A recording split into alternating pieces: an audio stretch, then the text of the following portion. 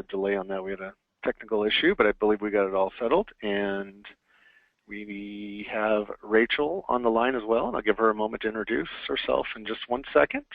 I don't want to take up too much time, but first let me thank everyone for taking the time out of your day to join us for our first webinar in a monthly series of small business development webinars that will be put together by the Jurupa Valley Adopt family. Each of them will be designed around helping those of you with small businesses to thrive in each of your individual industries, and each of them are going to be designed not with specific industries in mind, but more of a generic overview that will really truly apply to any type of small business. And so I'm going to let Rachel get started here, and she's going to introduce herself. She is with an organization that she started called Talk Raw, and she is a small business development guru. So she is a business strategist and financial planner, and we've talked a lot about the various types of mechanisms that can be used to help develop small businesses.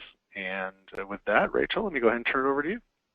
Good morning, and thank you so much for the intro. So I want to just make sure that everybody can hear me. So if you can look on the chat box, find that. It should be on the right-hand side of your screen. And if you can just say that, yes, I can hear you, say that you're here. I just want to make sure that everybody is attentive and listening and everything is working okay. So please put something in the chat box on the right-hand side of your screen so we can see that you're here and listening. And let me know if you can see my screen as well. Okay, so like Angel was saying, I help people with basically business strategy. So today we're going to be going over Online Marketing 101, leveraging the world's most popular websites to grow your business. So introductions, let's see. If you can take a second and let me know your name in the chat box and then the business you have or the business idea you have. So if you are a new startup, put that in the chat box and let us know. And then if you actually have a business and you're already doing business, put that and you can go ahead and let us know how long you've been in business as well. Okay, so today we're going to cover the best practices to stand out from the competition online, the best online platforms for your business and how to get noticed on them, and then a 6-step formula for getting traffic, leads, and ultimately what all business owners want to get sales. Okay, so just a little bit about me. I used to work at the Inland Empire Women's Business Center. I started there doing business consulting and helping book speakers and things like that. So definitely have a business background. I went to Cal State University San Bernardino. I actually studied entrepreneurship there. I got my undergrad there, and then I also got actually 2 MBAs. So one I concentrated in management, and the other one was a concentration in entrepreneurship. It might sound impressive, but it's actually only 5 extra classes to get 2 MBAs.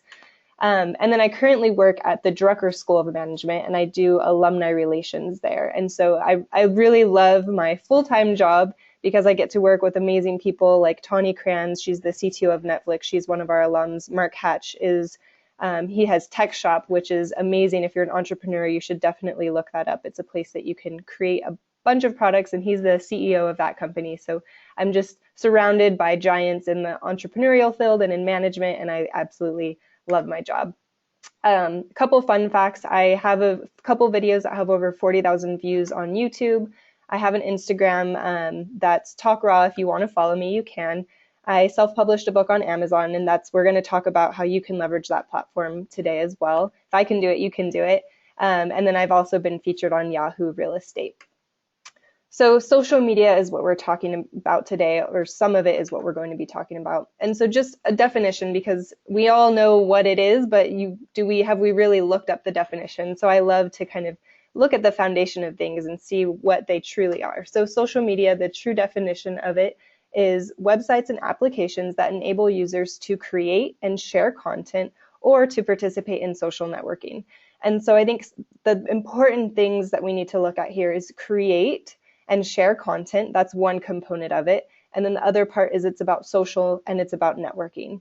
And so I've seen a lot of businesses, I'm sure you've seen this, somebody starts a business, a friend, that maybe they join an MLM or something like that, and then everything in their social media has to do with their business. And most people they don't follow, they're not interested in what they're sharing, because it's not about pitching your business on social media. It's about creating and sharing content that adds value to other people, and also networking and building relationships with people. So I want you to keep that in mind as we go through this presentation, as something that's very foundational, that is what it is all about. But just like, if business in general, the more relationships you have with people, the better you're going to be at selling them in the future and helping them solve their problem. And so we'll go through the presentation and this will make sense, but just keep this in mind as something that's foundational that you need to know. Okay, so then social media marketing is, it's combining that last definition with marketing. And so that's the process of gaining website traffic or attention through social media sites. Pretty simple. Social media marketing programs usually center on efforts to create content that attracts attention and encourages readers to share it across their social networks. So again, it's all about creating content, and it's more about visibility. So back in, when radio and TV was really popular, you had to pay tons of money. And still, if you want a billboard or something, if you want visibility for your brand, you have to pay thousands of dollars. But now with social media, you can encourage the people that already know, like, and trust you to share it with their networks for free. You just have to make sure that the content you are giving them to share is something that they want to share. And we'll talk about that today. Okay, so here's an example of the power of social media. So if you've heard of Damn Daniel, if you've never heard of it, Google it, you can watch it. It's really funny, but it's also, people are like, what the heck? Why is this funny? So basically, Damn Daniel, this kid Daniel, here on the left, he is a high school student in Riverside. I think he's like 14 years old. And him and his friend, if you look on the right, there's a guy that's blonde. He was the videographer in this, and they basically made a bunch of funny videos, and it went completely viral, and enough so that they were featured on Ellen.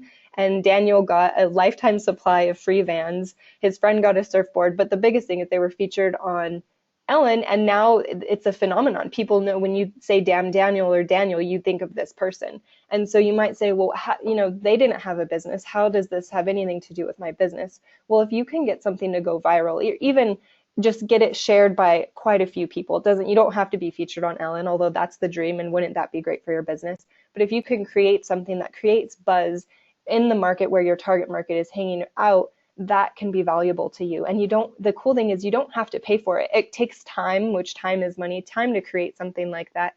But once it goes and it spreads like wildfire, and it's nothing that you really invested money in. And it's more powerful because it happens organically.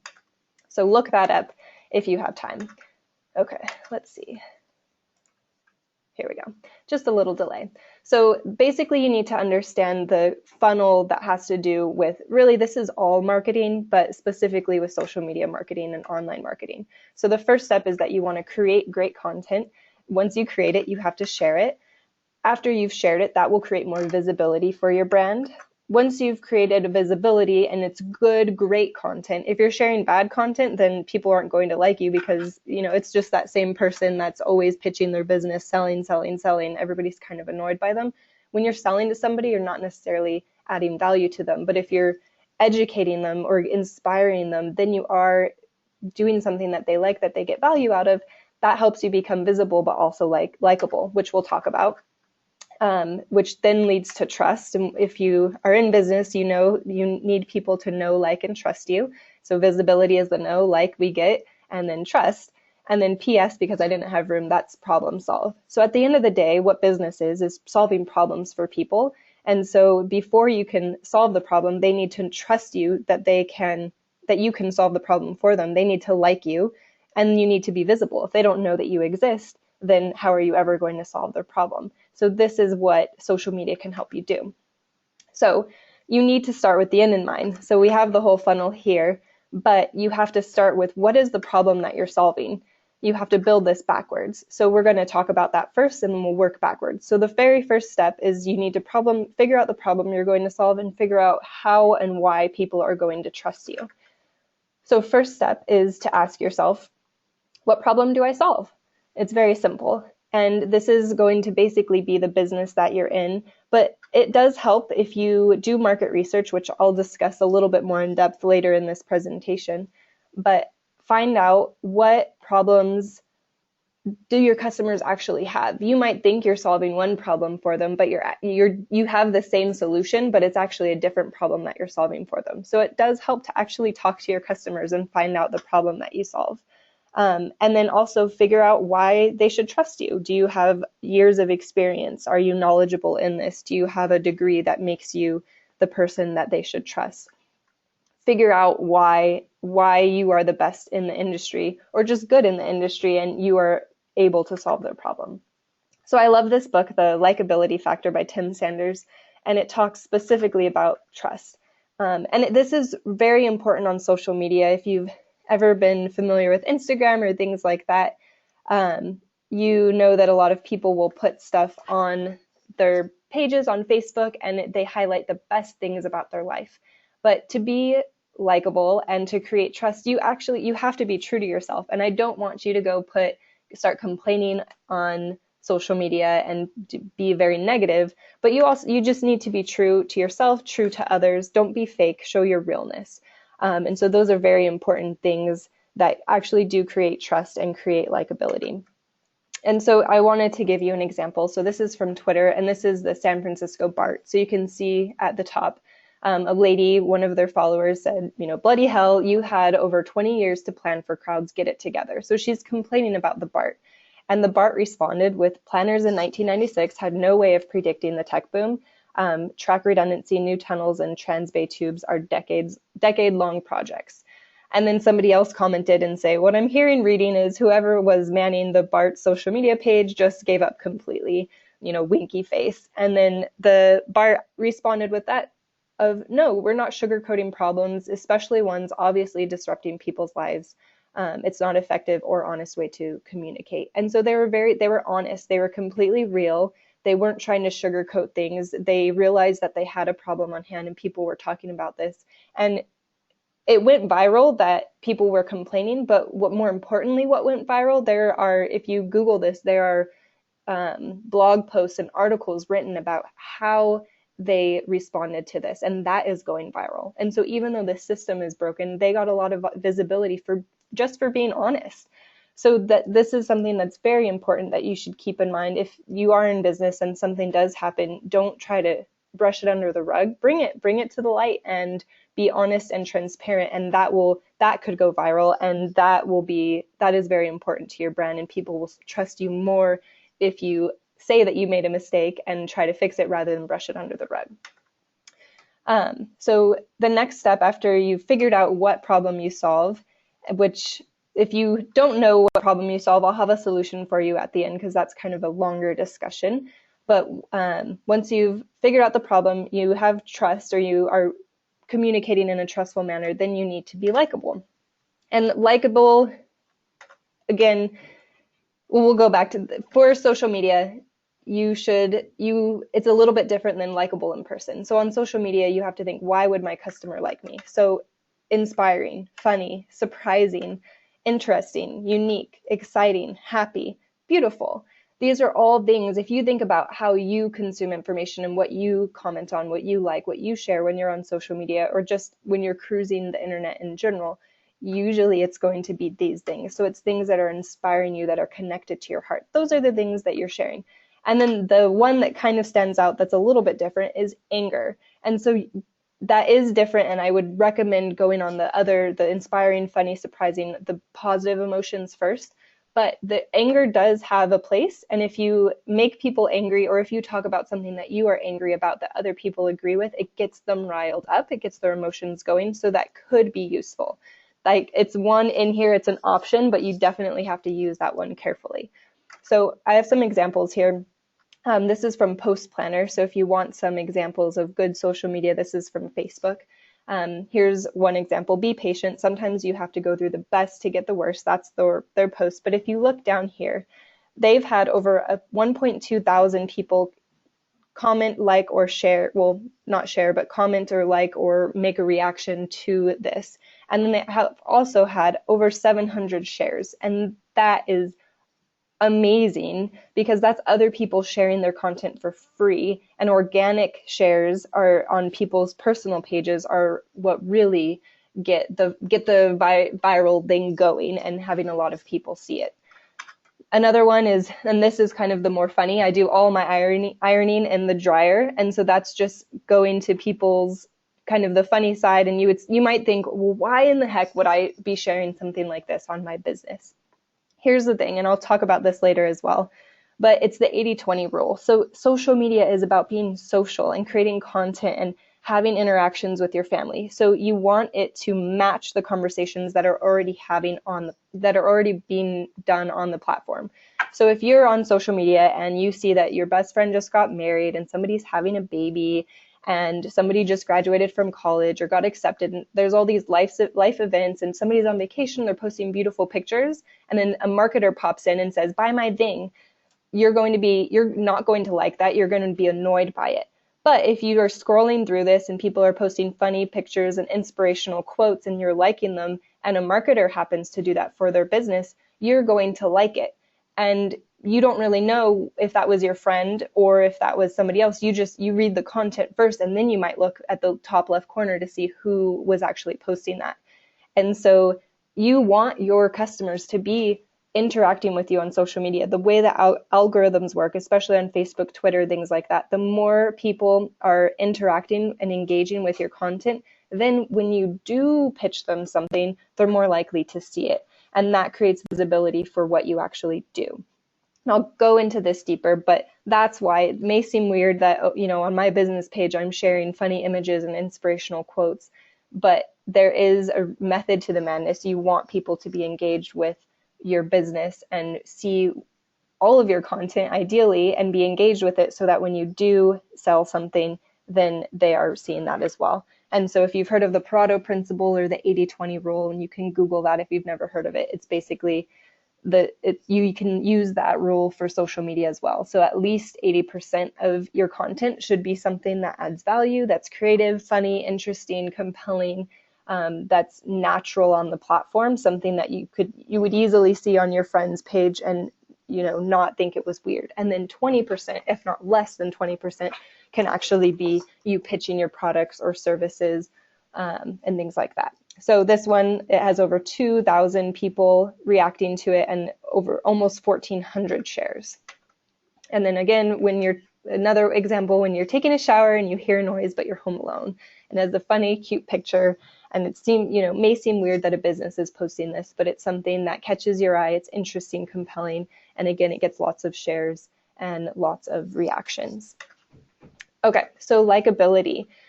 Being likable, it's communicate friendliness, connect with others' interests. So you, as a business owner, as a business, you might be very interested in your market and what you're doing, but maybe you know who your target market is, but you know that they have other interests. And so if you know that your target market loves baseball, then maybe you talk about baseball on your social media and you bring up things that are trending and you connect with other things that they're interested, so that they see your company almost as a personality that they're interested in following because there's unique and interesting content that adds value to their lives.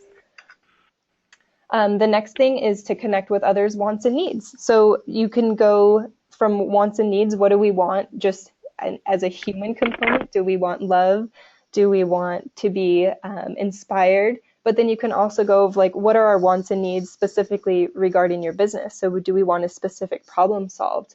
Can you give us information or educate us on how to get that solved? But all of those things, if you're adding value to other people's lives and you're thinking about what you can do for them, then that will help you be more likable. Okay, so then the next thing is visibility. So when it comes to visibility, you want to think about, does my customer see my content? And let me check something really fast. Okay, so like I was saying before, the more funny and cute and inspiring photos, likable photos, things that create trust that you create, the more likely, and the more that your people are engaged with that, the more likely they are to see all of your content, including the 20% of the content that actually sells your product or mentions it in a different way. So if your customers aren't seeing that, it's probably because you haven't been engaging them enough with things that add value to their life. And then ask yourself, what am I currently doing to be visible? So I'm going to give you a bunch of different options for being visible. And you have to really think about how much time are you going to invest in this. I know tons of people that build a website and then that's it. They have one website, but then they're not out networking. They're not doing any of the in-person things to market their business, and they're not doing any of the online things to market their business. They're not on Facebook, or maybe they have a Facebook page, but they're not posting.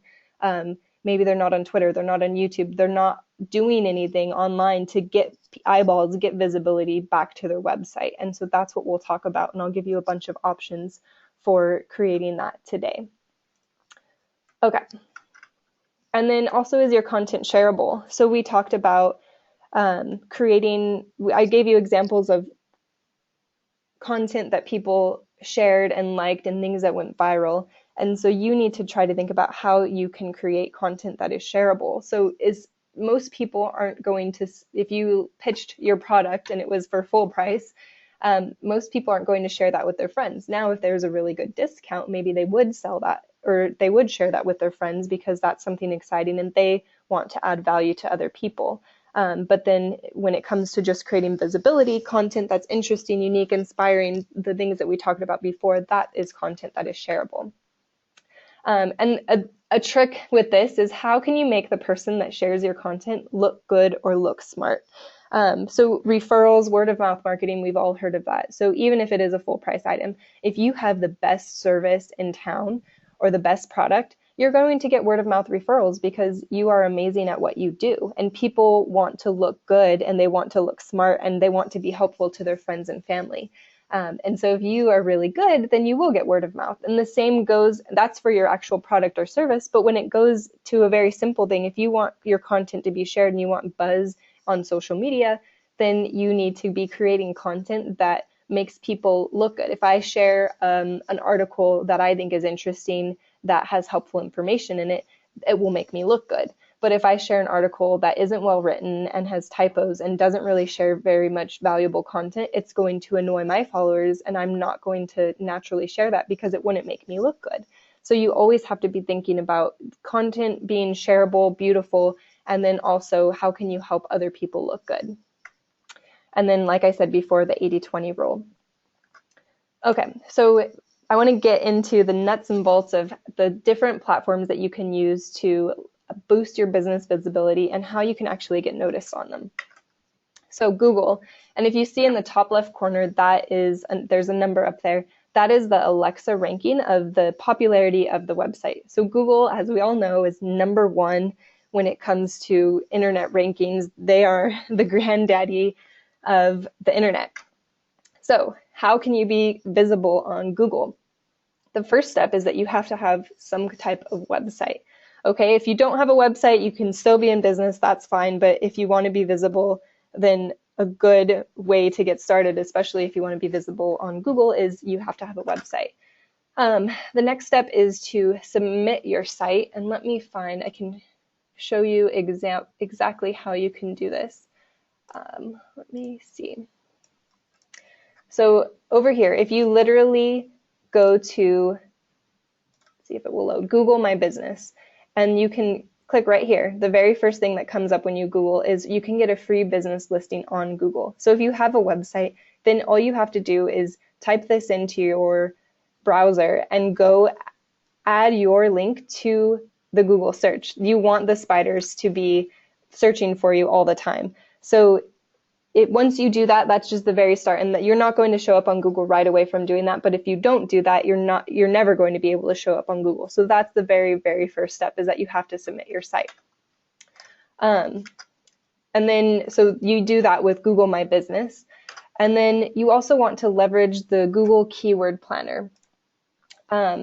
So basically, if you go on Google and you literally are going to type this in, not leverage, but you're going to type in Google Keyword Planner, and you can search for all of the different things that are being searched and how often they're searched and what's coming up on Google.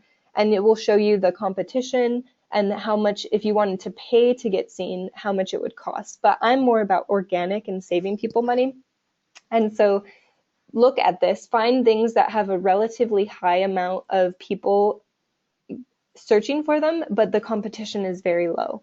And then you can write blog posts and articles about that. And ideally, you can, which we'll talk about in a little bit, but you can even create YouTube videos, which YouTube is a part of Google. So Google really likes YouTube. You can create YouTube videos around those keywords, and then you're more likely to be seen and come up on Google. Okay.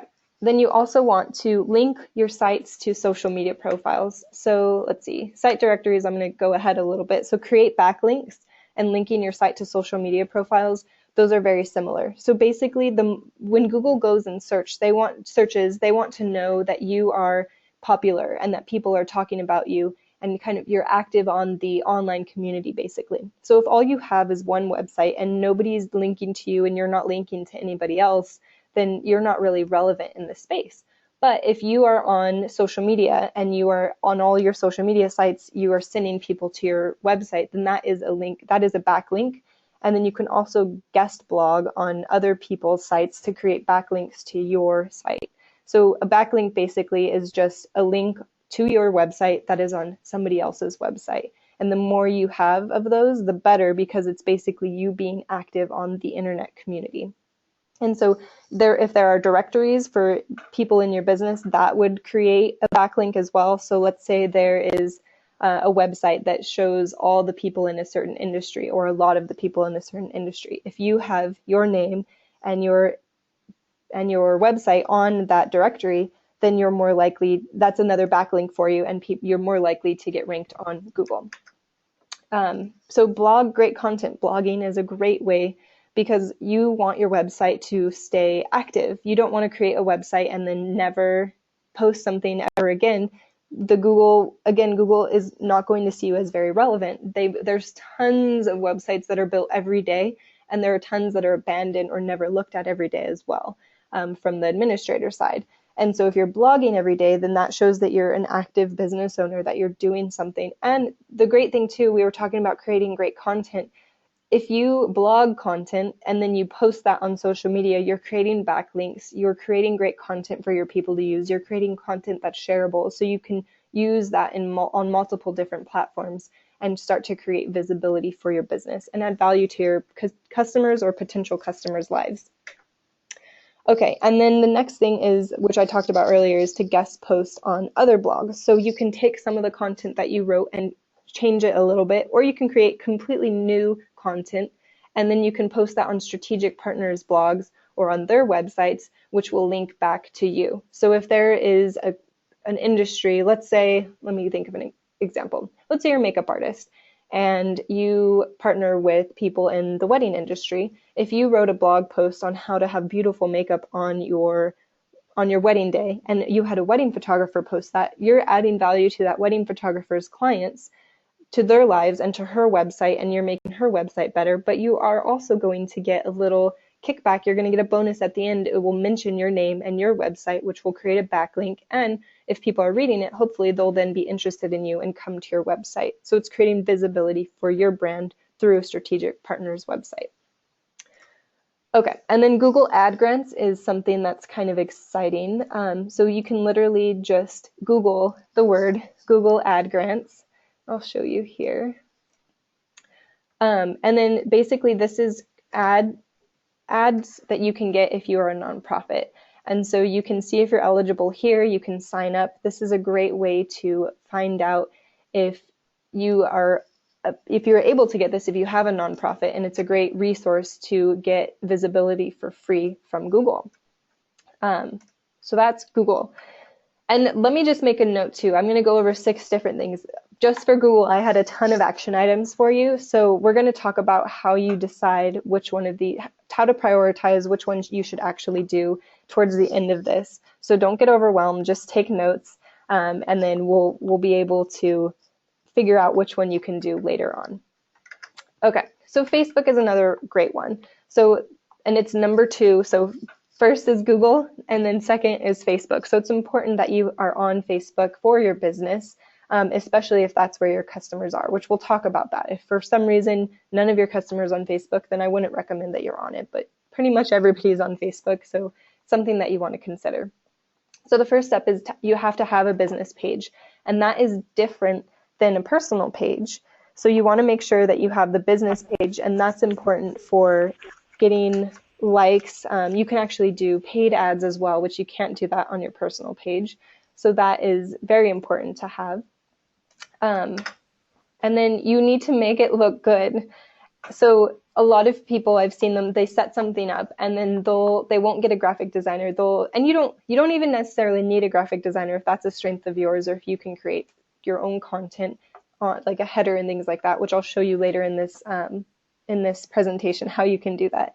But you want to make it look good, and you want to fill out all the information, and you want to be linking back to your website, to where you want people to go, so that if people are on Facebook and they look up your business, they get valuable information and you look trustworthy and likable. If I go on there and you have nobody following you and it doesn't look like you've been on there for years, you're not going to be as trustworthy, because people are like, well, it looks like they've abandoned it. Are they even still in business?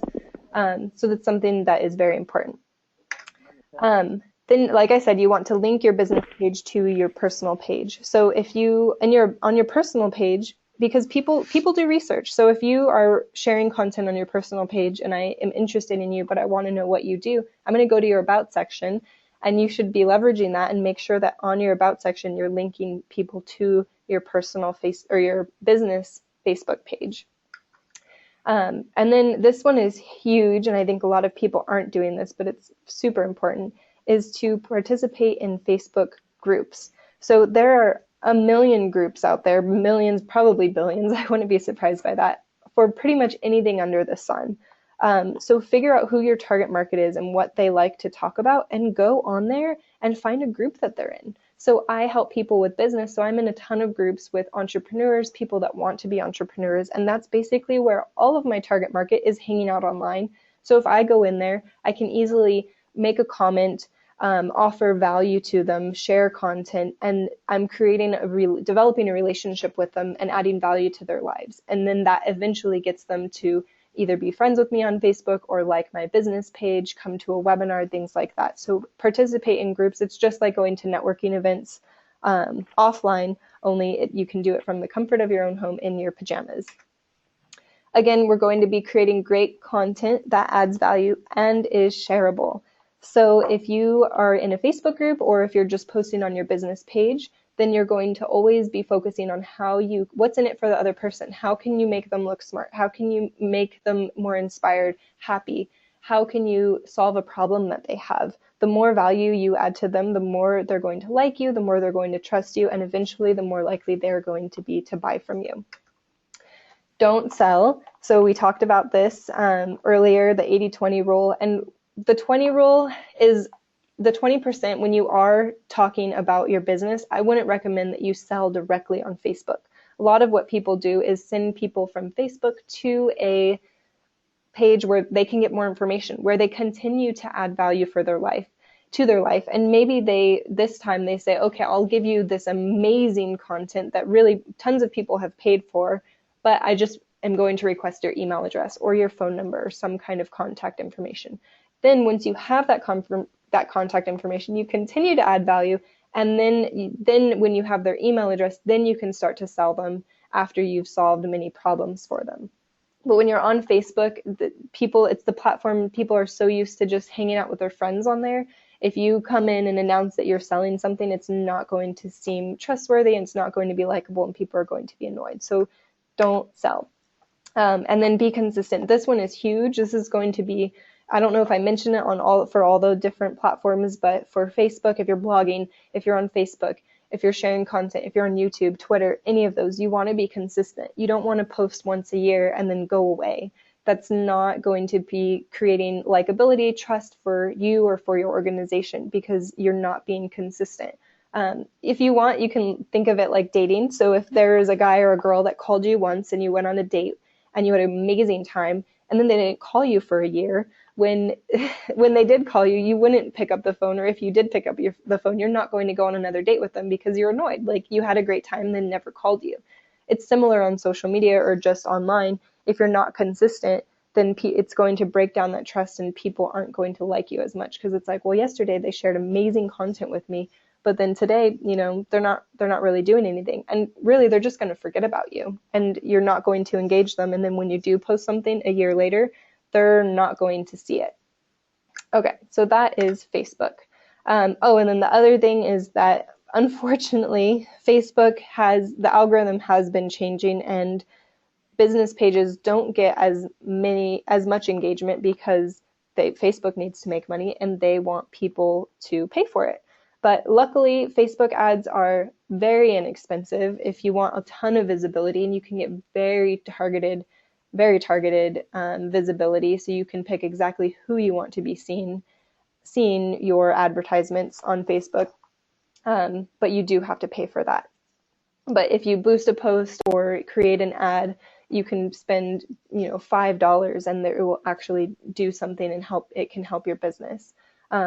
Obviously, the more that you pay, usually the better off it is. But you can test it with, $5, $10 and get people to understand if that is a good option. Okay. Rachel, this is Angel, real quick. Yeah.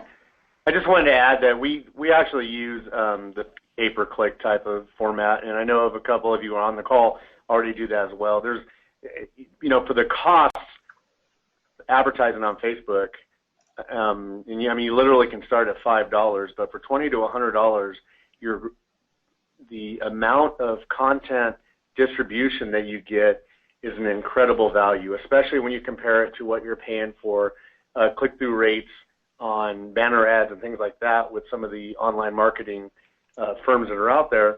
And it is something I strongly encourage you to do. So you can make, it could make a difference between 100 people seeing your post and 5,000 people seeing your post with just a very minor investment.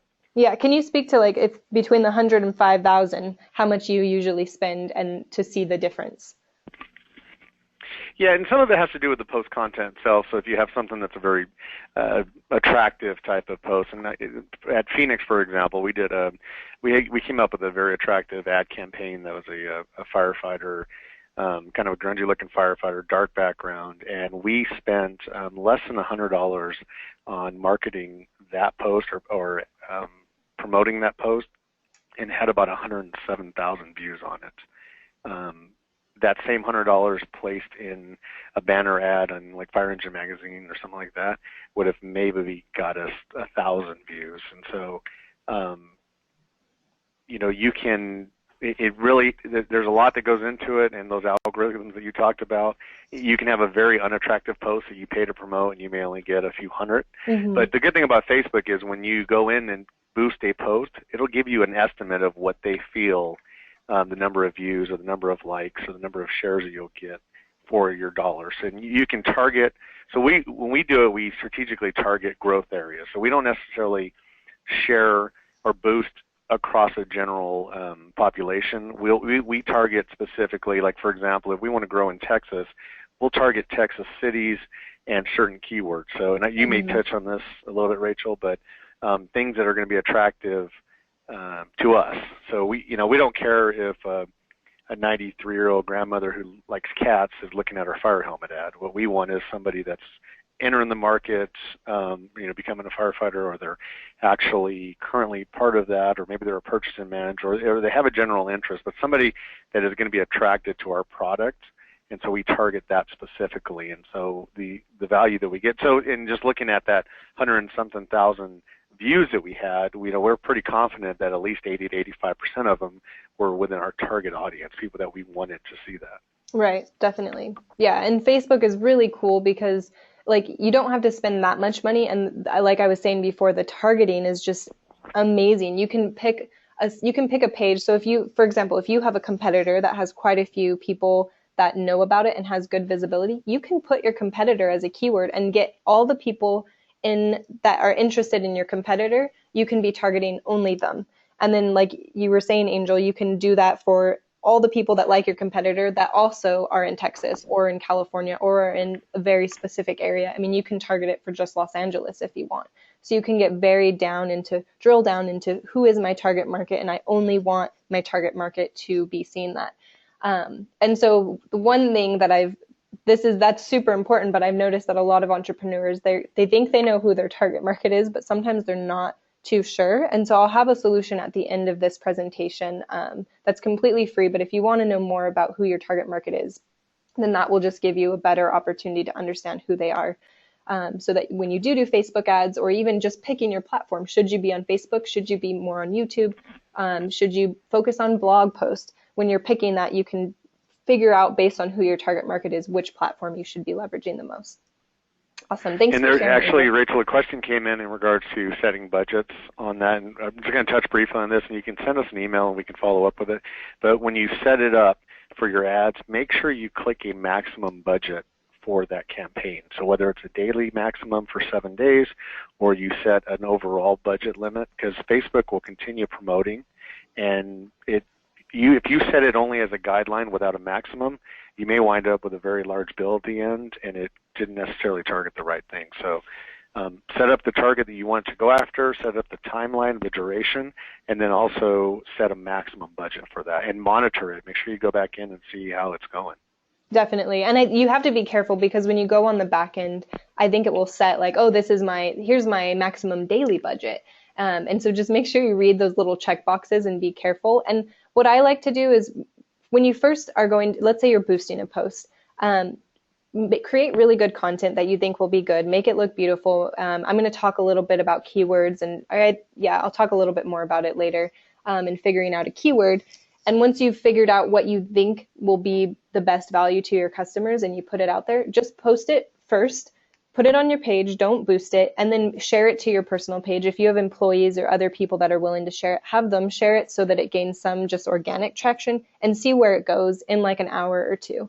Or you can even see where it goes in a day. Give it 24 hours and kind of see if it's getting more likes and views and clicks and comments than your other posts. And if it does organically, then you can definitely boost it. And the cool thing on Facebook too is that they want to make money. So they'll give you there will be a little pop-up or a notification that says, hey, this post is performing better than 90% or 85% or 75% of your other posts. Do you want to boost it? And so it will let you know, but you can also go in and check things, but it will let you know when a boost is good. And then you can go in and just boost it, do it for $5 and see where it goes. And then if that helps a lot and you like what's happening, then you can boost it for 10 or 20 or whatever your budget is. But I would recommend if you're just getting started with Facebook ads, set kind of a budget for you to play around with it. It's best if you learn by doing, and just go in and have a little bit of fun and be okay with that. That will be your tuition basically to learn Facebook ads. So, if it's $100 or $50 for you just to play around, and you can look on YouTube and find videos of how to, if you're afraid to use the back end or don't understand it, look for YouTube videos. Maybe call Angel, maybe he'll help you. Give me a call, send me an email, and we can help you figure that out. Okay, so yes, thanks for sharing your comments as well, Angel, on that. Okay, so YouTube. I love YouTube. The very first step you have to do with YouTube is that you have to have a channel. And YouTube, I actually have a video that is ranked #1 if you Google for this specific topic, because it's on YouTube, which is a sister to Google. So people love, unfortunately, a lot of people are lazy. They don't like to read things. They would much rather watch a video. So people are searching video. If you've noticed the trends on Facebook, on Twitter, there's Periscope now. On Facebook, there's the live video feed. So video is super popular, and I really think that's where a lot of this is going. So if you can leverage YouTube and you can get on YouTube, you do it once and then it's up there forever. And the cool thing is Facebook and Twitter, that content stays on your feed forever, but it's just going to get bogged down by more recent updates. And so, something that you posted 2 years ago, even if it went viral and it was amazing, people are going to forget about it. But on YouTube, if it has the most views and it's still amazing and it's the most relevant content that answers somebody's question or adds value to them, when they search it on YouTube, that's what's going to come up first. So YouTube has a lot of value, and it doesn't necessarily go away like things do on other social media platforms. So just like the other ones, it needs to exist. You need to have a YouTube channel. You need to make your channel look beautiful, get your graphic designer involved, or you can create your own content, which, like I said, I'll get to that later. Use the Google Keyword Planner, and let me see if I have that up. So hopefully you can all see this. So if you literally go to adwords.google, jurupa.com. You have to sign in, so I have already signed in, but you're just going to search for a phrase. So let's see, marketing. We're talking about marketing, and I'm just going to get ideas. And this is giving me ideas if I wanted to get AdWords, if I wanted to buy something. But I'm not going to buy it, but this information is still really good for me. So I can look on here and I can sort, all I have to do is hit competition and it will sort it by whether it's high or low competition. So it sorted and put the high competition first. I don't want where it's high competition, I want where it's low. So I'm going to hit it again and now it's giving me the low competition. Well, look, this is wow, that's cheap if I did want to buy it. It's low competition and it has a lot of people, average monthly searches. So I can look at all these and really pick some of the biggest ones. So, okay, this one has 446,000 views, monthly views. So now I'm going to click in a little bit deeper and I'm going to sort by average monthly searches. And so advertising has low competition and 135,000 average monthly searches. So maybe and this you can use for blogging, for YouTube, for whatever, but maybe I write a blog post on advertising and I use marketing for my example because that's what I help people do. But so this would be for my business. If you want to type in what your business is, I'm happy. Go ahead and do that in the questions section. And if something comes up, I will quickly in the next couple seconds, I can do one of your examples. But basically you look through this and you can get a bunch of keywords. So what is marketing? Wow. Okay. At low competition. I'm curious. Let me go on YouTube. If my computer will load quickly. What did we say it was? Where did it go? Right here. What is marketing? So I'm going to search what is marketing. And I want to see what comes up. Okay, so there's a few videos, 44,000 views, 130. This was from 4 years ago, so it's kind of old. But what I would recommend if you wanted to create a YouTube video is go watch the top 3 that come up and see if they're any good. And if they aren't, that's an opportunity for you to create something that's better. And so that's exactly what I did, what I was walking you through. So you can see I have these silly little videos, but it cracks me up. This was, let's see, the couponing video I made over 2 years ago. I was just messing around. If you watch this, my video is blurry. The information is good, but it's not filmed very well. And I'm completely honest with that. But it has over 47,000 views and people like and comment and love this video because the information is good, the content is good, and it's better than what was out there. The same with the no spending challenge, which this one was much more popular for a long time, but this one has since surpassed it. Almost has 50,000 views, which is amazing and creates tons of visibility for your company. It's a simple little no spending challenge video, and tons of people are watching this. And what I did is I did this tool. I thought of something that I thought would be interesting. And then I searched it on YouTube. I used the keyword planner and I came up with the title and then I created it. And I looked at the competition and the videos that other people had made were just awful. So all I had to do, this video isn't perfect. It's not that great, but all I had to do was create a video that was a little bit better than theirs. And then I was able to get a bunch of views on YouTube, which created visibility. So use Google Keyword Planner, look at the competition on YouTube. It's a really great way to create more visibility for your company. And like I already went over 4, scope out the competition. And like I just said, make your video better than your competitors. And so it doesn't have to be perfect. And honestly, I think the perfect videos people sometimes don't trust because this is still in a way a social media platform. And so when we see something perfect on YouTube, on Facebook, on Twitter, we automatically think, oh, it's a brand, they're trying to sell me something. But when it's something that's kind of more grassroots, people trust it more, surprisingly, because they think it's just somebody, it's just their friend or family member. Like your dad might give you advice about money, and then you could go to a financial planner and get advice from them.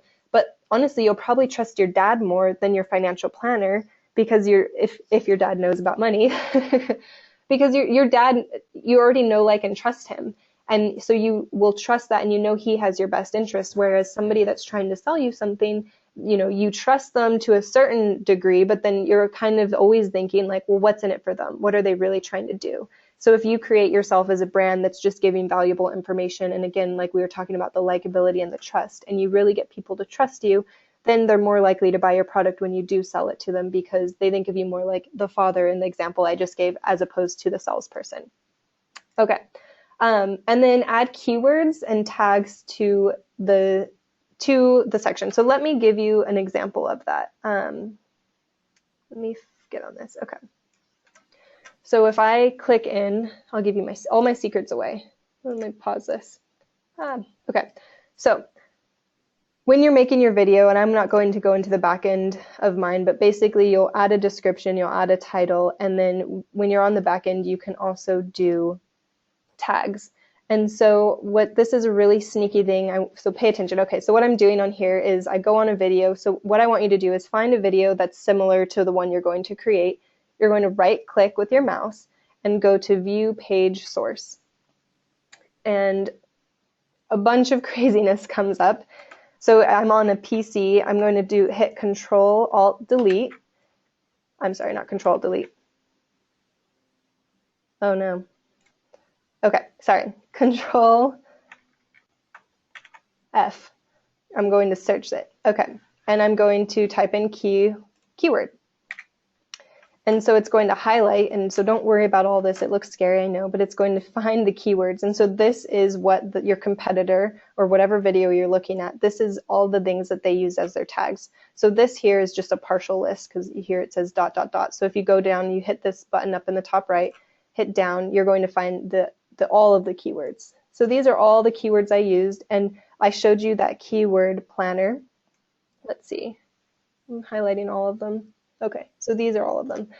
So I showed you on Google how to find the keyword planner. So once you find keywords that all have to do with whatever your title is, you're going to just go to Google, get those keywords, copy and paste them into your tags. And then you can also look at your competitors and look at the tags that they're using. If they have a video that is very popular, it might behoove you to actually use the tags that they used. So here are all the tags I used. All this information is out there. You're not stealing anything. It's public information. You just have to know where to look. Okay? So that is super important. Use the Google Keyword Planner. Make sure you're tagging your videos. And this is going, again, to help you show up on Google as well and help you show up just on YouTube if somebody's searching it. Because all the tags are telling the algorithm, the searching algorithms, what your video is about. Okay. So hopefully that information was helpful. One of my go-to tricks. Okay. And then have a call to action in your video. So it's okay to tell them what you want them to do at the end of the video. Do you want them to like the video, which that helps it get boosted again to show up more? Do you want them to comment on it and answer a question? Do you want them to share it with a friend? Do you want them to go to your website because you have something else that you can give them there? Give them one action, not multiple. Things that they can do. You could also ask them to subscribe to your channel, which is very helpful because unless they've turned their notifications off, when you create a new video, anybody that they've subscribed to, when they create a new video, they'll get an email saying, hey, go watch this person's new video. So it's a way for you to get you don't have their direct email address, but you have access to getting them through the email. So YouTube is amazing. And the thing I guess some side notes is those videos I made just having fun, being playful. I did the research first, but then it took a while. So it does take a little bit of time, but they're evergreen. They're there forever, and they're going to be continuing to get likes. And the cool thing is you can even monetize those. So if you're in business, and the bad thing is if you're monetizing it, then your competitors could put an ad over your video, which you might not want to do. But if you want to make a little bit of extra money, or maybe your videos if you just wanted to make extra money and you're not in business and you want YouTube to be your business, that's something that you could do as well. And then you can just make ad revenue. So yeah, YouTube is an amazing, amazing platform. Okay, so Amazon. Let me load something. Okay, so I already showed you the Google Keyword Planner. You can use that to come up with a title. So we're going to talk a little bit more, and I've already mentioned this, is that talk to your customers, the customers that you've already had, and figure out what the problem is, and then write a book. Come up with a Google keyword to come up with the title of the book, and then you're going to put it on Amazon. Amazon, you can see up here, is ranked number 4 on the website, so on the internet. So people are going to Amazon. So if you don't already have a product or service on Amazon, you can create an information product that relates to your business and makes you an expert in the field. So you'll use the Google Keyword Planner to come up with the title. You'll write a great, but here's the most important thing, short and simple. So you want amazing information in there that makes you an expert and solves the problem that they have and the questions that they're answering. And secret tip, usually it's going to point them to buy whatever product or service that you're selling, but you're going to give them a taste of what it is in the book. And you want to keep it short and simple. So people don't, like we were talking about earlier, people watch videos because they're lazy and they want information quickly. So with Amazon, you don't want to write a 500-page book. It might not even be a 100-page book. It could be a 20-page ebook, and you put it on Kindle or on Amazon, just a physical book that they can order so that it's a resource. And people trust usually books and things that they buy more so than somebody that's pushing something down their throat. So you have to kind of think of how are people getting content and getting the problems that they have, how are they getting solutions to the problems that they have. So Amazon is a way, buying books and getting more information is a way that they do that. So books are an amazing tool. And you might be wondering, like, how the heck am I going to do this? You're going to self-publish it, okay? You might not know this, but it's really easy nowadays to get a book. So here's the website. You're going to go to createspace.com. It's part of Amazon. And you can look, you're going to click this button and you're going to get started right away. So all you have to do is you can write it all in a Word document, just type something up. If you have a bunch of blog posts or you've been writing, or maybe it's just emails, like you can search through all the emails and the questions that your customers had, and then you just put all of the answers that you've written and make it anonymous so you don't say who wrote the question, and you put that in a Word document, and now you have an ebook. Maybe have a friend or family member edit it. And then you're going to go on here, click start a title, you'll create a login, and you can literally, I've done it in a weekend. You can create a book and get it to you very, very, very easily. Let me see, I'll even show you. So this is my book. Okay, it took me literally like a weekend to do. So then you have a product, and if people are Googling you, your name, your business, they could see your book and be like, wow, this person's really an expert in the field. Okay. And then the other one, let's see, and then you can get physical books made too, so you can put it on Kindle. And here's the thing, they're really inexpensive. So you could be setting yourself apart as an expert. If you know your customer's name or your prospect's name, you could send them a physical version of your book. You only bought it for $2. They're going to feel like that's immense value because it's something tangible that they're getting, and they might actually read it because it's something that people value. If I download an ebook, I'm not going to value it as much as if I have a physical book. And then you can also do Kindle publishing, so it's kdp.amazon.com, but you can very, very easily publish the same book on Kindle as well. And you can even give it away for free. So on Kindle, you have the option, since they don't have to print anything, you can give the book away for free. And when people are searching it, they find the solution they need in the book that you've written, and it's free. So yeah, they're going to download it and read it. And now you have a prospect that you've spent hours or they've spent hours with you in reading your book, and you've developed a deeper relationship with them. Okay, so self-publish a book. And then, like I said, you can have the physical version on Amazon. You can sell a digital version for 99 cents or $2.99. I would keep it low. Or like I said, you can just do it for free. Okay, I want to make sure that I'm watching the time. So I'm going to go quickly through these last ones. These are similar to Facebook. Twitter is similar to Facebook. It definitely has differences, but a lot of this stuff is similar of what I've been saying. So you need to have a Twitter account if you want to be on Twitter. Make your page look good. It needs to be beautiful. Create a compelling bio. You're going to do the link back again, so you want to make sure it's linking to your website or wherever you want to be driving traffic to. Share great and interesting content. Do you guys see a theme here? Speak the Twitter language. So Twitter, you have limited amount of space and characters. I think it's 160 that you have to say something. And usually the conversations on there are smart, witty, and they're definitely quick. And so funny is definitely on there. The other part of the Twitter language is this part, which is use hashtags and tag people.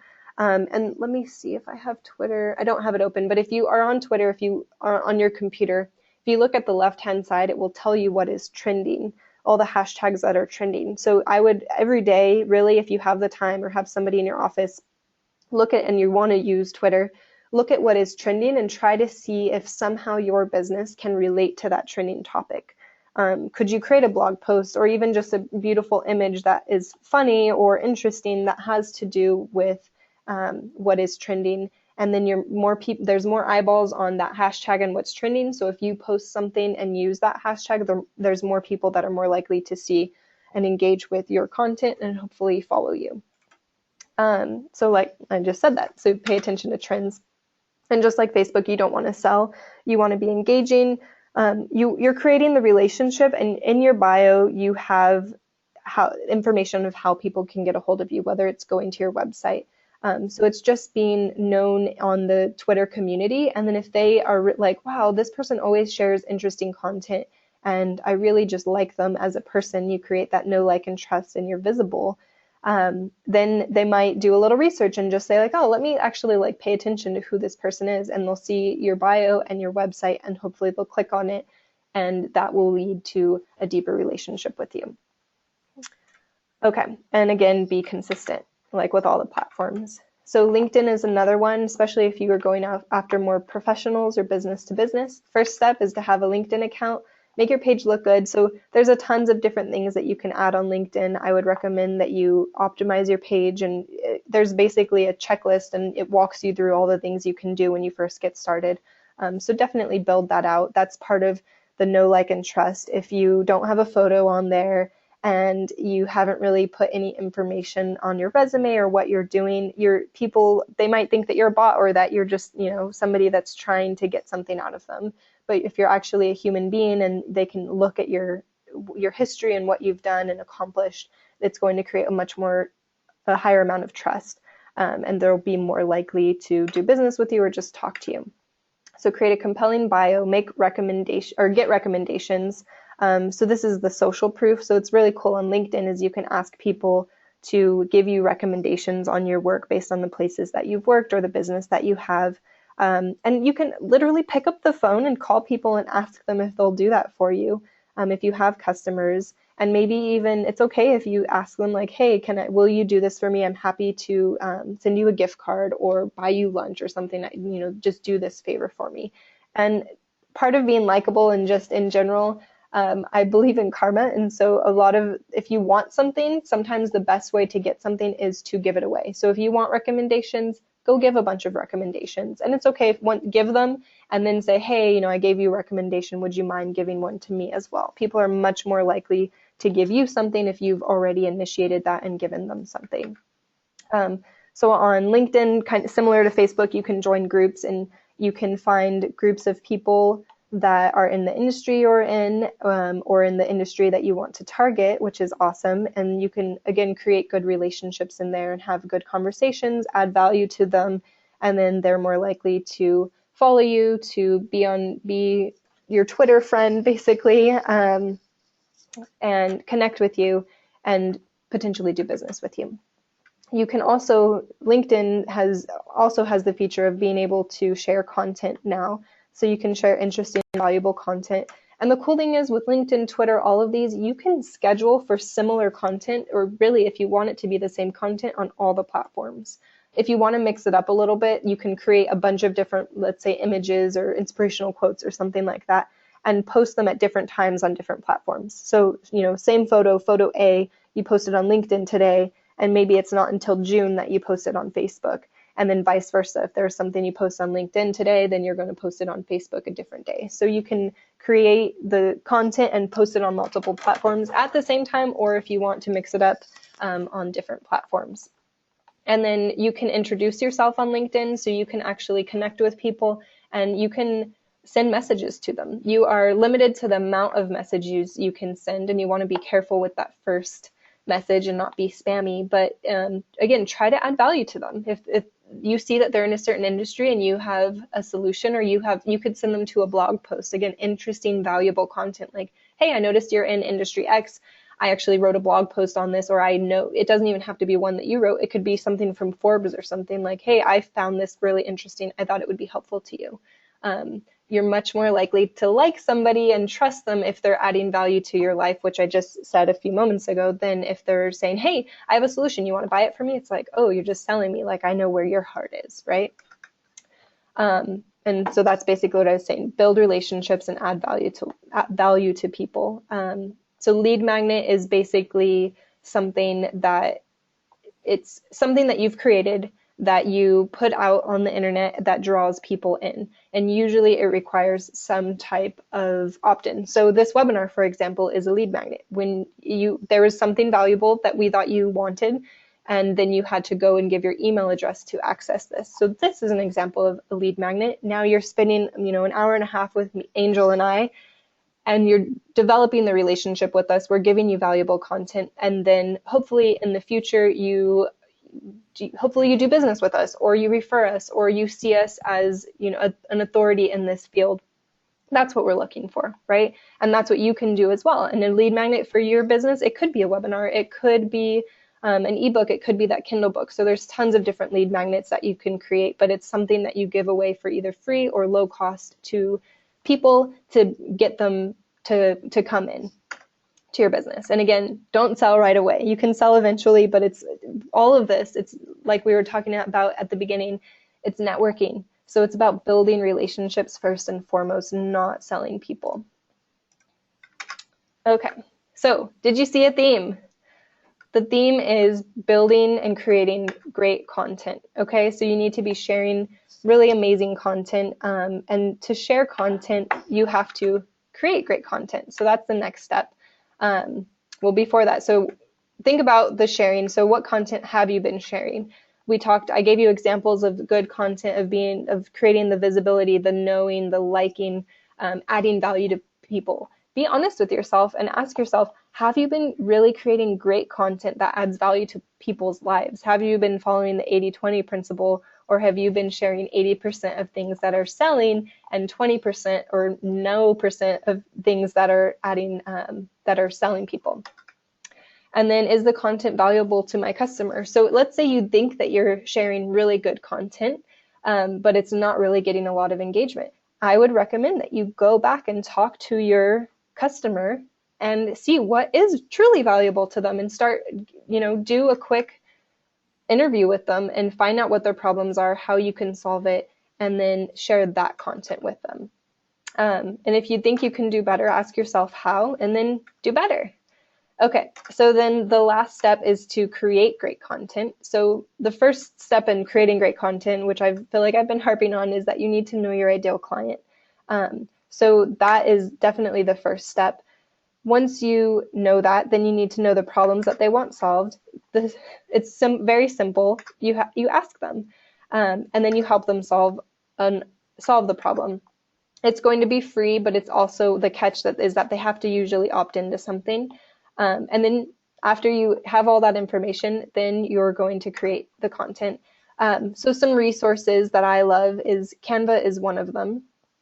So it's canva.com. It's basically like Photoshop, if you've heard of that, only much more simple, and it's free. They have a paid option as well, but you definitely don't have to do that. So let me give you an example over here. So this is Canva. I've already logged in. So when you first go in, you'll have to create a sign in. But let's say I wanted to create a quote board. All I did is create social media. Clicked here, like I want to create a social media post. I was talking before about you need to create profiles on YouTube and Facebook and Twitter and all of those, and then you need to make them look good. So the cool thing is with Canva, you can do this. So if you want to create a Facebook cover, then you would click right here.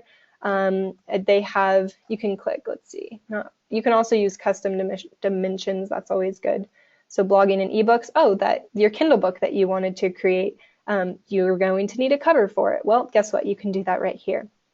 Marketing materials, you wanted to do a real estate flyer, a poster, you can create print things as well. Here's all your headers. So if you have a Facebook event, Tumblr banner, which we didn't talk about, YouTube channel. So here's your YouTube channel art, Twitter header. Here's all the headers that you would potentially need that you can make look good. So I was talking about creating content though. So I clicked this one and it opened this tab. So here's the cool thing. There's a bunch of templates that you can use. What it does do, you can use it for free, but if you use some of their photos, then there's going to be a charge.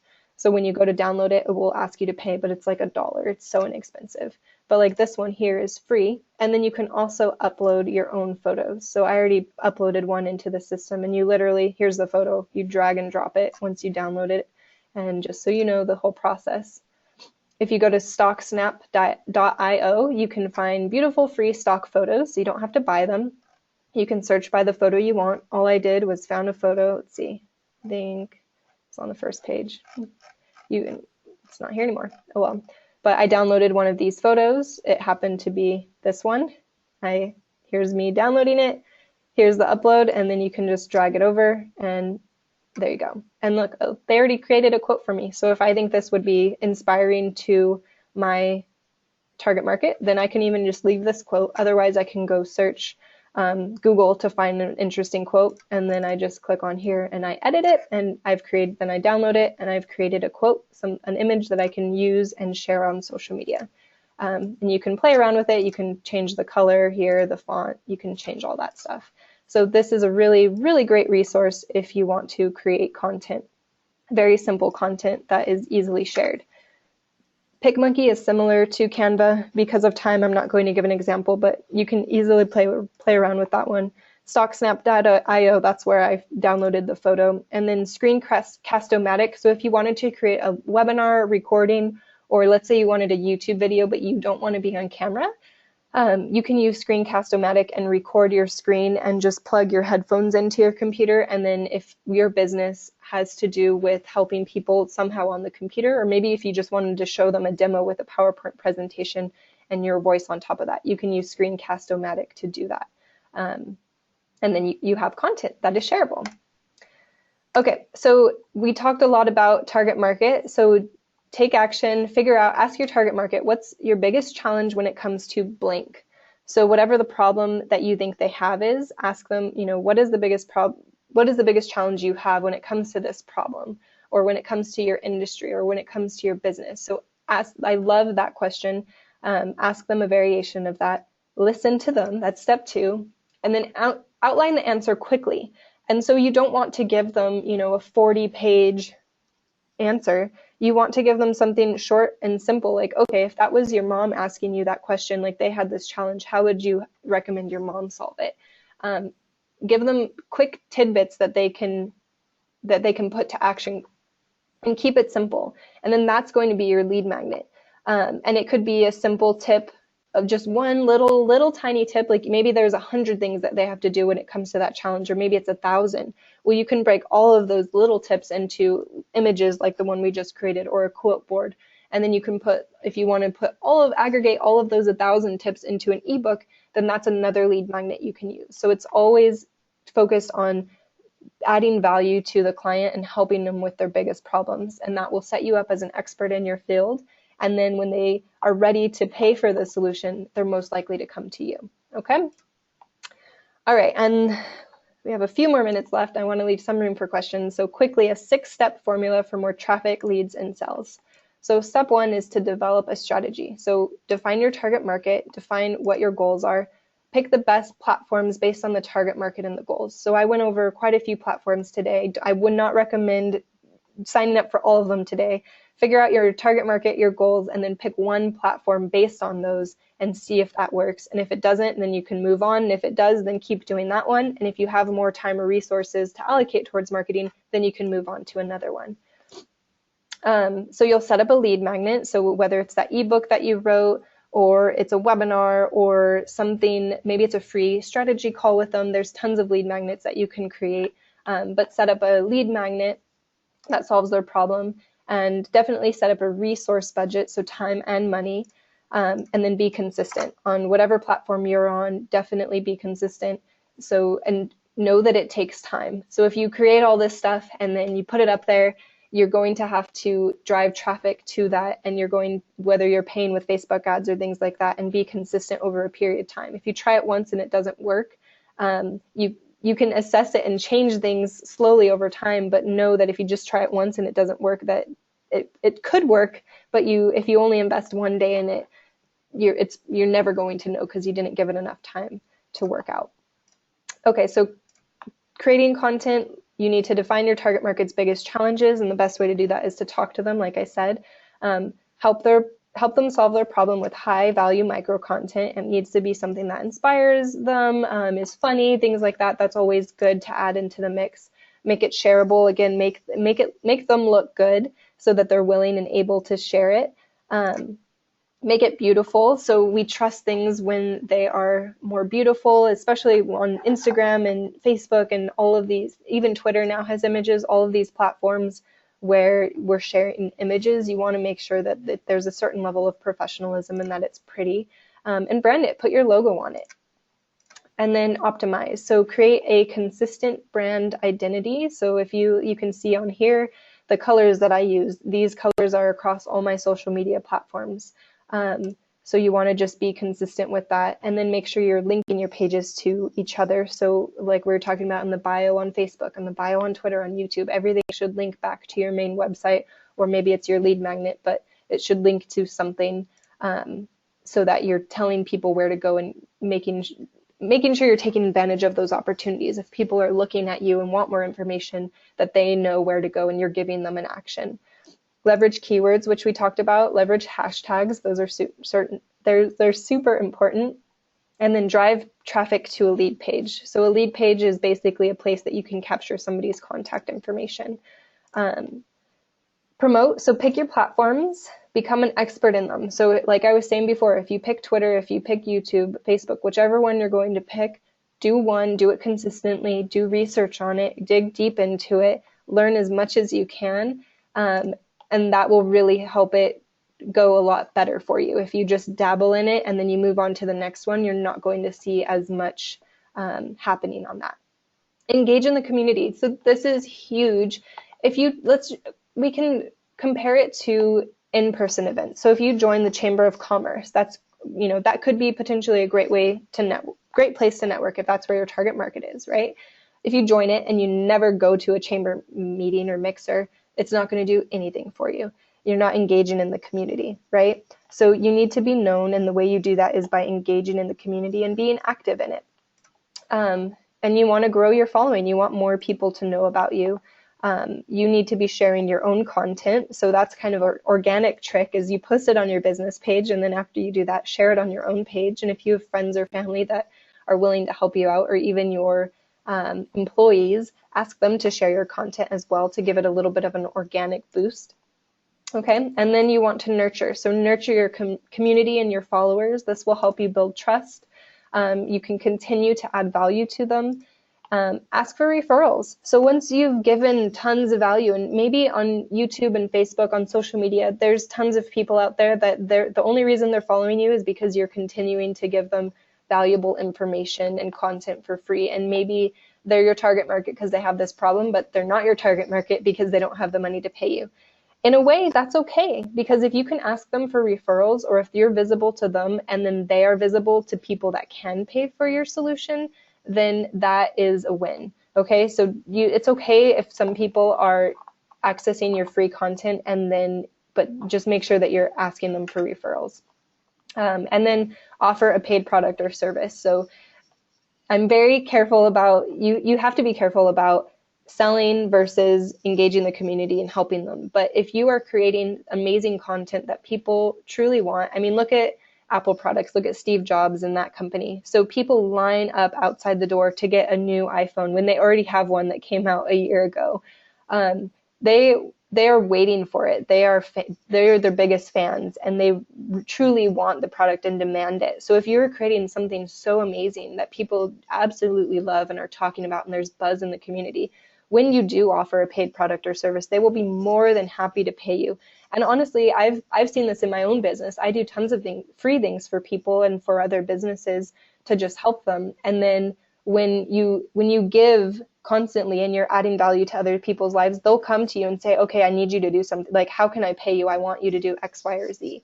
And then it's like, oh, okay, well, how can we figure this out? So the right people, when you're visible and they see that you're an expert in a field, the right people will come to you and will, when you do offer a product or service, they'll buy it. And or sometimes they'll just come to you when you're not selling anything, and they'll say, okay, I need your help with this because you're an expert. And then you can charge them.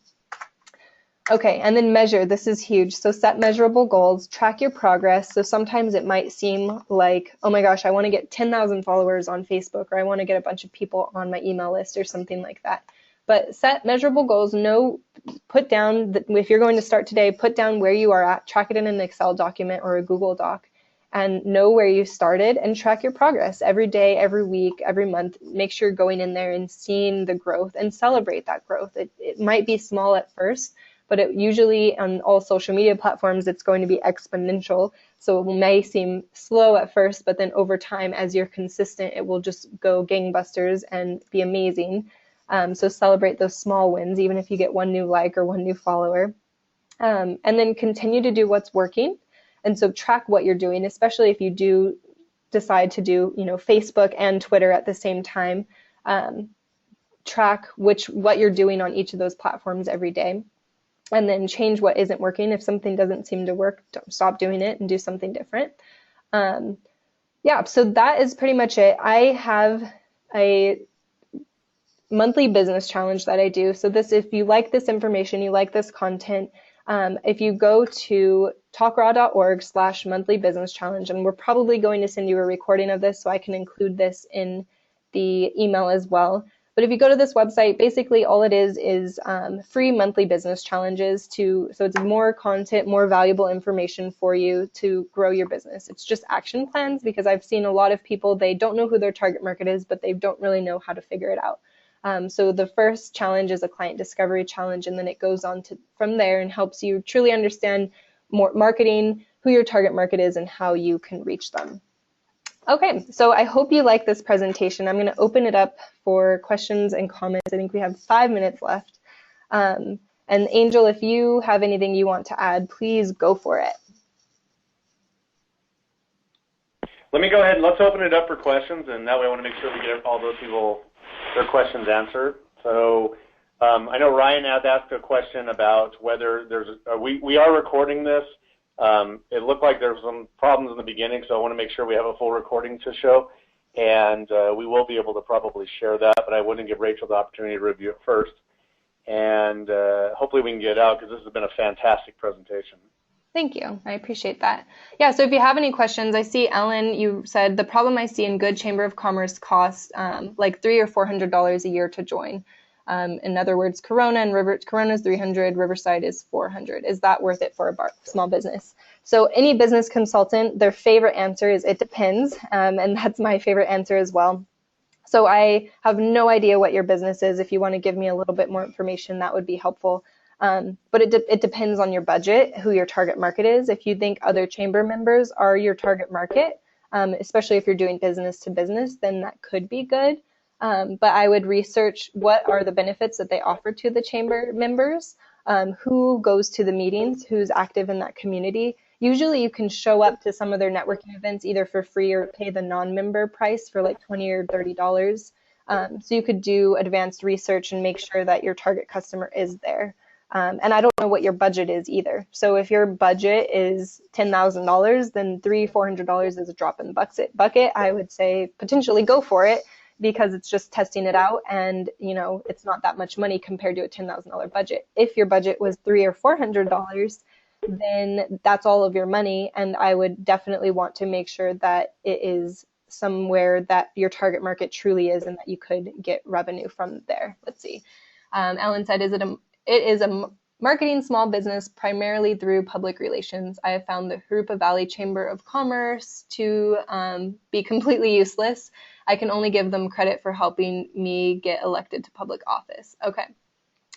Yeah, so if you saw one of the chambers as being useless, then I would definitely do your research first. Show up to a couple networking sessions and see if anything comes from that. But like I was saying, I have no idea even what you did with the Jurupa Valley, so you have to have the time to invest, or have an employee go and invest time in being active in the chamber.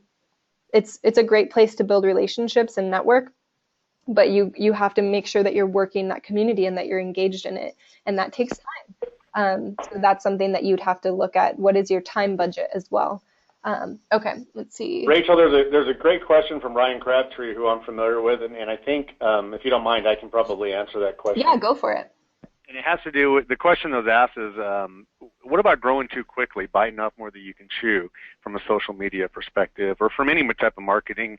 And I can tell you from experience that is a challenge to overcome. We here at Phoenix have had astronomical growth over just the last 4 or 5 years, upwards of 140% growth for a company that's been around 40 years. And in the first 2 years alone, we saw 20 to 30% growth in a just over 2 quarters, 3 quarters periods. And while it seemed fantastic originally, all of a sudden our production on some of our products went from 6 weeks to 30 weeks, and we were falling behind. And even though we continued to seriously get up to the point where we were doubling production, we still fell behind. So that is a great question, and how do you handle that? And so, of course, you have to be strategic in how you grow so that you maximize kind of your potential at that time, and also plan out and forecast what you think your potential growth will be. And really, I'm trying to keep this really generic so it crosses all industries. But for example, if you have a product that you sell and you can produce, we'll just use the term widgets. So you can produce 500 widgets a month, and currently you're maybe doing 100 to 120, and all you're doing is selling by word of mouth in your current area. Well, maybe the next step is marketing to a local geographic region. That may take you into the 300 or 400 widgets a month, and so on. So you will want to grow at a pace that you're comfortable with, and really that's kind of how you're going to be able to kind of gauge it. So another example would be that if you're making 500 widgets a month, you currently, with your current production, can make 25% more widgets. Well, then you're going to really have to kind of put your finger on the pulse as your sales start to increase, and there may become a point where you're going to start backing off on some of your marketing. And Rachel, you may have something to add to that. Yeah, I would agree. And then I would add, we talked about know, like, and trust. So a huge part of trust, if it's a client that you can't take on, like, yeah, money is good, but you're there to add value to people and to serve them and solve their problem. And so if your business is doing so well, but your problem is that you are at max capacity, then tell them and give them a solution. Do you have a competitor? And maybe you think of your competitors more as strategic partners. You could potentially even get a referral fee, right? So call up your competitor and say, hey, I have somebody that needs this, but we are at max capacity. Can I forward them to you?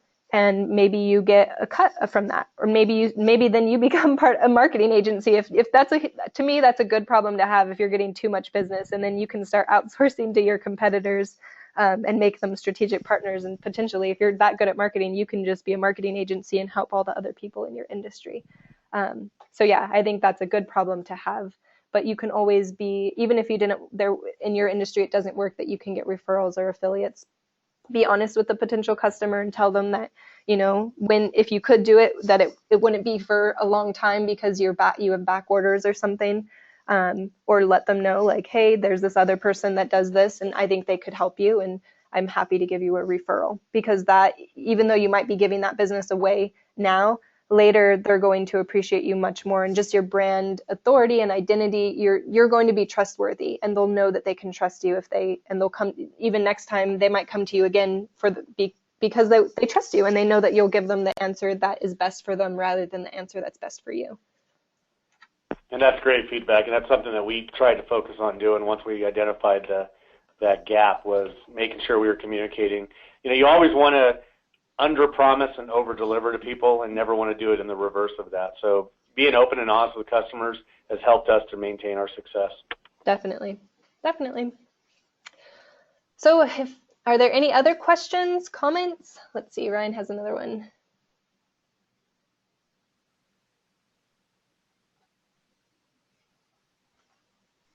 Ryan, I would encourage you, and Rachel, you may have different feedback on this. The question that's asked is, as it pertains to Phoenix, I think the majority of dealers are small business owners versus bigger business owners. What are the pros and cons of hiring a social media company?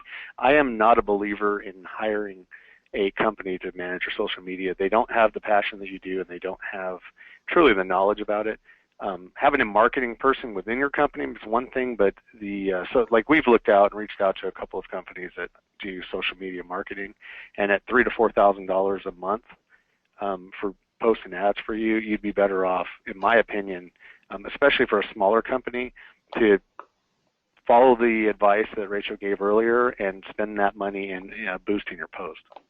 And I think a big thing too is that education. So don't be afraid to educate yourself, or if you hire an employee, I mean, $3,000 to $4,000, could you hire a part-time employee to do that?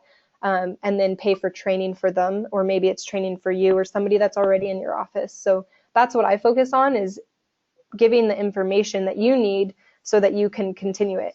The really cool thing is that you can, if you hired somebody, they may or may not do a good job. They're, like Angel said, they're not going to have the passion, and quite frankly, they're not going to have the understanding of the business that you do, just because they're not there.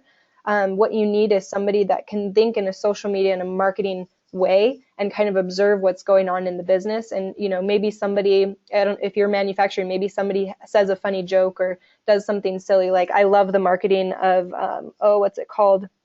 The razor blade company that they deliver. Oh my gosh, Dollar Shave Club. Watch their YouTube video. Like, that went viral, and they send razors to people. Like, it's a very simple business model. But they do funny things. And if you watch that video, like, somebody, if you had a social media person within your business, then they could see those opportunities, but you need to have somebody on your team that thinks in that way. And so if they don't already, then you just have to train them. And that's where I help people, even just the free monthly business challenge. If you take that, that can help people just get a little bit more of an understanding. And I love Gary Vander something. I forget how to pronounce his last name, but there's a book called Jab, Jab, Jab, Right Hook. If you want somebody on your team to understand social media a little bit better, or if you want to understand social media, definitely read that book. It's really powerful. Let's see, is Google AdWords worth the money if you're spending about $1,000 a month in Facebook with 55,000 fans plus? Let's see. Let's see. So Matt, I see your question. It depends again. So if you're spending about $1,000 a month in Facebook with 55,000 fans, and 90% of your customers come from Facebook or Instagram, to me, that's working. So maybe do you want, instead of spending more money on Google AdWords to see if that's working, can you just invest more money into Facebook? So that's probably what I would do. If you're curious about Google, maybe test that out and see, maybe that works better. But I've heard a lot of marketers lately saying that Facebook works way better just because of the targeting that you can do, because it has everybody's information is so detailed in there, and you can really drill down into who your customer is and only target those people, whereas Google AdWords, you can't do that as much. I would say just keep sticking with Facebook. But that's me. I don't know, Angel, do you have another answer?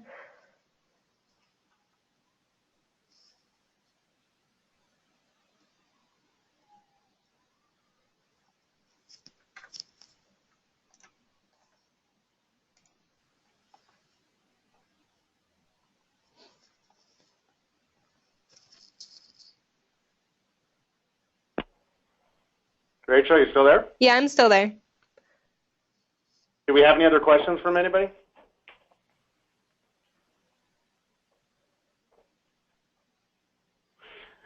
All right. Well, we greatly appreciate you taking the time out today and spending it with us. Hopefully, it was very productive for you. Actually, there was a pause here on my side because Sean and I were talking about all the great information that we picked up from this, and so we will be hopefully sharing this with everybody, and we'd encourage you to share this with others. Again, this program was put together by the Jurupa Valley Adopt family, a local nonprofit in Jurupa Valley, sponsored by Phoenix Technology, and of course it was presented by Rachel, who's part of Talk Raw, so we'd encourage you to join part of her monthly business challenge. Visit her website, learn more about how she's been successful in developing strategies for small businesses, as well as looking at opportunities for her to help you. Thank you. I had a lot of fun. Have a great day, guys.